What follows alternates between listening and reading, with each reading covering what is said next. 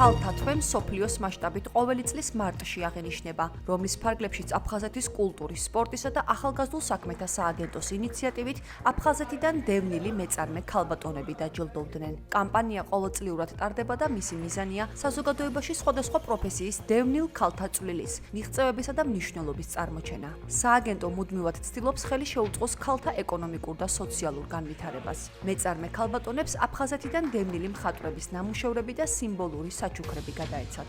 მარტის დღესასწაულებს აფხაზეთის კულტურის, სპორტის და ახალგაზრდულ საქმეთა სააგენტო ვერ აუვლიდა გვერდს. დღეს არის ის დღე, რომელიც ჩვენ მიუძღვენით აფხაზეთიდან დევნილ წარმოშობით, აფხაზეთიდან ძალიან წარმატებულ მეწარმე ქალბატონებს. ძალიან სასიამოვნოა, რომ შედგა დღევანდელი საღამო, სადაც აფხაზეთიდან წარმოდგენილია ქალი მეწარმეები, რომლებმაც რაღაც თავიანთი ცხოვრების ეტაპზე წარმატებას მიაღწიეს. ჩვენთვის, რა თქმა უნდა, ძალიან მნიშვნელოვანია ჩვენი დაფასება, ყურადღება.